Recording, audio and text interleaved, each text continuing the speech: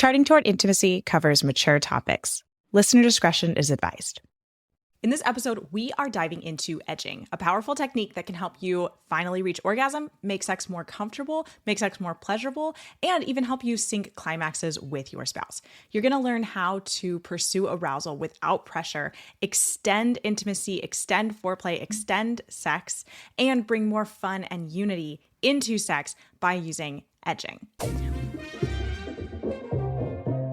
Welcome to Charting Toward Intimacy, the podcast for Catholic women that helps you improve your sex life, strengthen your marriage, and embrace God's design for love. My name is Ellen Holloway. Let's get started. All right, so edging. What is edging?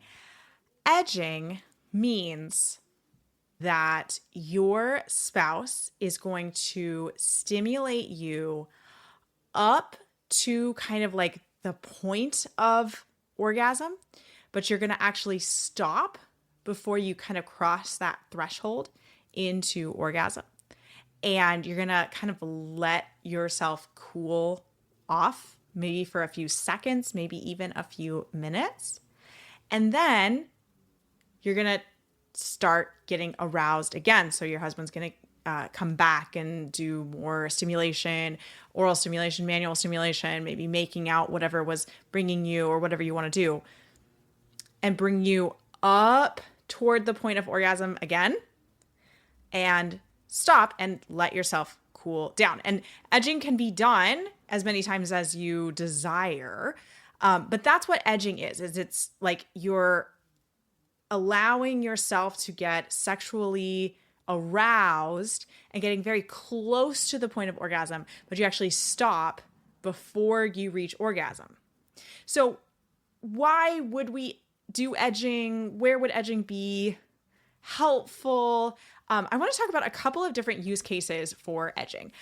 One is if you have not experienced orgasm before, edging can be very helpful to just kind of get familiar with like what is sexually arousing to me without feeling like this pressure of orgasm, especially if as you get closer to orgasm, your body starts tensing up or you're feeling like overwhelmed by the feelings. Edging can be super helpful here. And so you can agree beforehand. Make sure you guys are both on the same page about trying edging. You can agree beforehand that you will stop when it starts feeling overwhelming, and you'll let yourself cool down a little bit and then go again. And this can help kind of build up. Again, if you have that feeling of like overwhelm, an overwhelm of like nerves, like an overwhelm of sensation, like it just feels like too much, edging can be really helpful to kind of like push yourself toward orgasm and make it possible for you. Another place where edging can be super helpful is if you are feeling like some slight pain with intercourse and you're just kind of feeling like maybe your vaginal canal isn't widening enough, or your vaginal opening isn't widening enough, or your vaginal canal isn't lengthening enough. You feel like there might be some like bumping against the cervix, or like you're just feeling like just a little bit of discomfort there in the actual feeling. Edging can be really helpful in allowing your body more time to flow more blood to that area and prepare more, because sometimes your arousal curve, the time it takes you to get aroused enough for orgasm, isn't actually enough time for your body to really prepare for intercourse. So edging can be super helpful in maybe you plan to edge like 2 or 3 times before you move to intercourse, and that actually allows intercourse to be more comfortable for you. Another place where edging can be super helpful is if you guys are trying to have an orgasm at the same time. If you're trying to have a mutual orgasm, edging can be very helpful in that the focus during foreplay is edging the woman toward orgasm, and then you stop right before she reaches orgasm and move immediately into intercourse, and potentially follow that same curve. Or since she is highly aroused, now that like act of intercourse is actually pleasurable to her. The movements in intercourse are actually hitting spots that are actually engaging the clitoris and allowing intercourse to be pleasurable. And that can lead you toward that mutual orgasm, that orgasm at the same time. So those are just a couple of places where edging can be helpful. Edging can also just be very fun.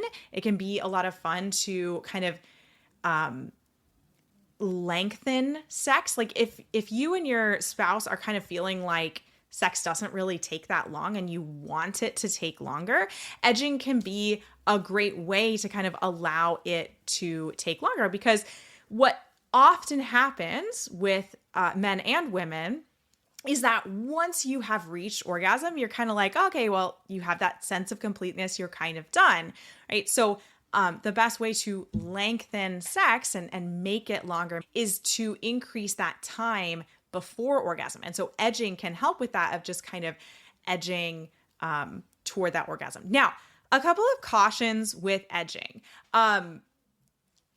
It can be done to either the man or the woman. Now, edging for the woman, there isn't much of a caution here, because the woman's orgasm can happen during foreplay, and that's okay. So the issue with edging is that you do have to stop before you reach that orgasm point. And so while you're trying it the first couple of times, you might not know where that threshold point is and when to stop. And so you may actually cross the threshold of orgasm. So the concern for women is if you don't want to have an orgasm during foreplay, if you want to only have one orgasm and you want to have it during intercourse, then you have to pay attention to where that threshold point is and try not to go past that threshold point into orgasm before you get to intercourse.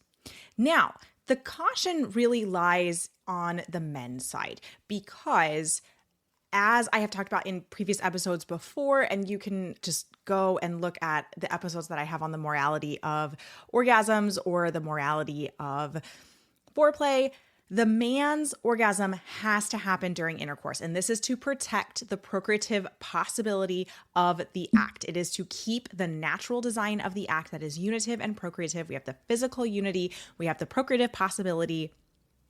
And so the man's orgasm needs to happen during intercourse. And so if you are, as a couple, if you are edging the man toward orgasm, you need to be very diligent in making sure that you don't accidentally cross that threshold into orgasm before you reach intercourse. And so you need to make sure that you have really strong communication, and make sure that, maybe you have a signal or something in case the man starts getting very close to orgasm and you need to move quickly into intercourse.